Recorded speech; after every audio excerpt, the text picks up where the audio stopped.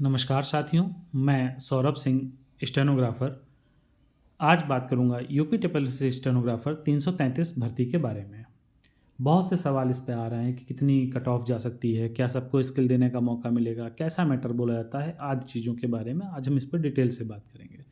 पहले हम बात करते हैं कितने फॉर्म इसमें अप्लाई हुए थे, कितने लोगों ने फॉर्म भरा था। तो 25,000 लोगों ने इसमें फॉर्म भरा था। तब भी यही कहा गया था कि सबको शॉर्टलिस्ट किया जाएगा, सभी को रिटन परीक्षा देने का मौका मिलेगा, लेकिन ऐसा नहीं हुआ और मात्र 11,000 लोग ही शॉर्टलिस्ट किए गए। मात्र 11,000 लोग ही शॉर्टलिस्ट किए गए। इसके बाद लिखित परीक्षा हुई जिसमें 4,792 लोग इस परीक्षा में बैठे। अब सबसे बड़ा सवाल ये आ रहा है कि अगर हम वैकेंसी का 15 गुना लें तो 4,995 होता है और परीक्षा में मात्र 4,792 लोग बैठे हैं, तो क्या ऐसा है कि सभी को परीक्षा में बुला लिया जाएगा? लेकिन ऐसा नहीं है मेरे अनुभव के आधार पर, क्योंकि जब कोई भी लिखित परीक्षा होती है तो उसके बाद एक मिनिमम क्राइटेरिया डिसाइड होता है, चाहे वो 30% का हो, चाहे 35 का हो, चाहे 40 का हो, लेकिन एक मिनिमम मानक अवश्य होता है। तो मेरा अनुभव ये कहता है कि सभी को तो नहीं बुलाया जाएगा, लेकिन लगभग 10 गुना लोग, 3,330 लोग या 3,000 से 3,330 के बीच में 10-12 गुना के आसपास लोगों को परीक्षा में बैठने का मौका मिलेगा। अब सवाल उठता है कि क्या कट ऑफ रहने वाली है, कितने सेफ हैं जो फाइनल तक जाएंगे। तो मेरा अनुभव यही कहता है कि जिनके नंबर लगभग 30 हैं, 30, वो 100% कट ऑफ में भी रहेंगे और फाइनल में भी क्वालिफाई होंगे।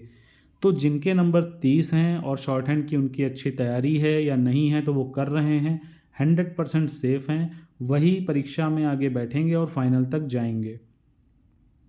इसलिए ये भ्रम निकाल दीजिए कि सभी को बुलाया जाएगा। ऐसा संभावना बहुत कम है, ना के बराबर है। बुला लिया जाए, आपकी किस्मत है, आपका सौभाग्य है कि आपको स्किल टेस्ट देने का मौका मिलेगा।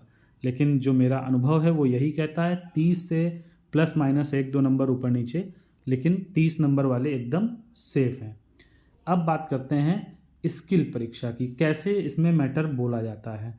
तो देखिए, बहुत सारे लोगों ने बोला कि सर हम रामधारी से लिख रहे हैं, हम रामधारी से लिख रहे हैं, हमारी रामधारी कंप्लीट हो गई है, हमने खंड 1 लिख लिया है, हमने खंड 2 लिख लिया है, हमारा क्वालिफाई हो जाएगा या नहीं हो जाएगा। ऐसे तमाम प्रकार के सवाल आ रहे हैं।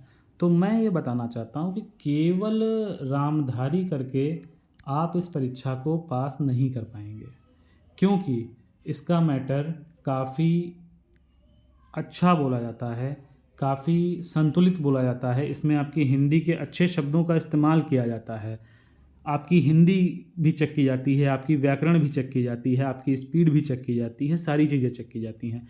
इसलिए रामधारी से काम नहीं चलेगा। रामधारी के साथ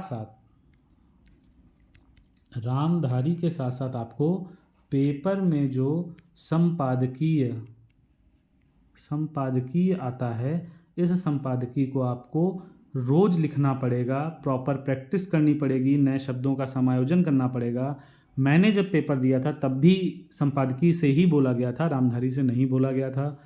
किसी बैच में मैटर टफ था, किसी में थोड़ा आसान था, लेकिन पेपर का पैटर्न अच्छा था, भाषा अच्छी इस्तेमाल की जाती है।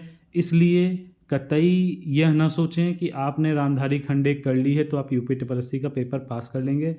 अलग बात है, आपका दिन अच्छा है, आपका सौभाग्य अच्छा है कि रामधारी से कोई उठा के बोल दिया, तो एक अलग बात है, लेकिन ऐसा नहीं होता। अब मैं बता दूं कि मैं मेरे चैनल पे 333 के लिए डिक्टेशन स्टार्ट हो चुकी है। आप चाहें तो प्रतिदिन मेरे टेलीग्राम चैनल है जिसका लिंक आपको डिस्क्रिप्शन में मिल जाएगा, वहाँ पर आपको डेली संपादकीय, अच्छी संपादकीय, जनसत्ता और अच्छे अखबारों से, जहाँ हिंदी अच्छी आती, वहाँ से आपको पर डे एक प्रॉपर स्पीड पर आपको डिक्टेशंस मिल जाएंगी, आपको गाइडेंस मिल जाएगा और भी चीज़ें मिल जाएंगी। तो अगर आप इस परीक्षा को पास करना चाहते हैं तो आप बिल्कुल मेरे साथ जुड़ सकते हैं, मेरे टेलीग्राम चैनल से जुड़ सकते हैं। धन्यवाद।